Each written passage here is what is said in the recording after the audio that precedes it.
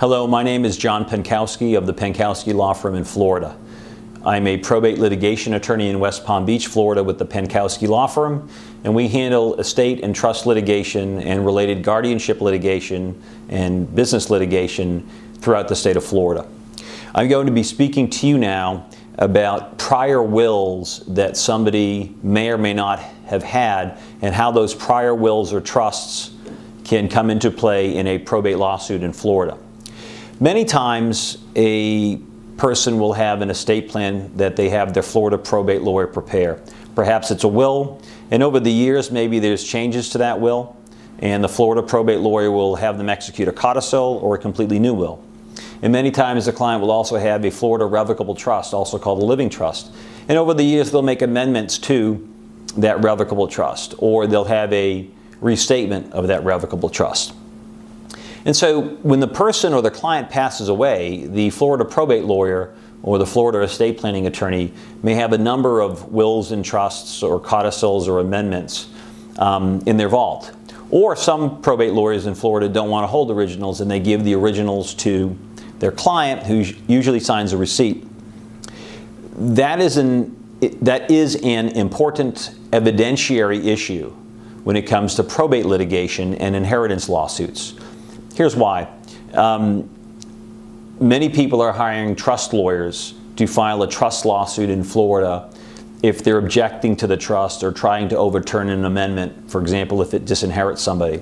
And same thing in the probate context. Many times an estate lawyer or probate lawyer is hired in Florida to object to a will or to overturn probate or to file a petition to revoke probate if they've been cut out of a particular will.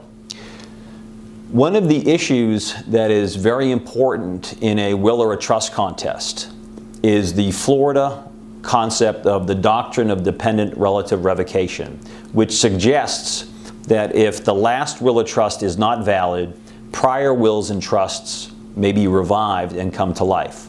So you can see, if the doctrine of dependent relative revocation is properly invoked, if it's properly pled in your estate or trust lawsuit, the issue of whether prior wills or trusts exist comes into play. From a probate litigation standpoint and a Florida evidence standpoint, we want to know who, if anybody, has the originals, because it's very important from an evidentiary basis to be able to introduce original documents into evidence. Prior wills and trusts, the original will or trust or amendment or codicil with the ink signature, the clear notary stamp. When you hold the paper up to the light, you can see the ballpoint pen, the indentation of the ballpoint pen in the paper. Why is that? Evidence in Florida is supposed to be authentic, relevant, and admissible. And if it's not, the proponent of that document has evidentiary problems in their inheritance lawsuit. We always want to know who has the originals, who kept them, what was the chain of custody, and if the originals are not there, why aren't they there? In Florida, there is a presumption that if somebody passed away with an original will or trust in their possession, and then you cannot find that document, there's a presumption that it was revoked or was destroyed. Now that presumption can be overcome, often overcome, by circumstantial evidence. But I raise this because of recent cases, particularly cases like the Caballero case out of the 2nd District Court of Appeal in Florida, issued on April 20th, 2016. It actually had to do with a foreclosure action. Why do I say that? Because there have been a number of foreclosure cases that have gone to the appeals courts, and we've had these wonderful written opinions about whether written documents are original, whether they're relevant, whether they're authentic and admissible. And in this recent Caballero case, someone was not able to establish that a particular legal document or an allonge or an endorsement was proper or that it was authentic.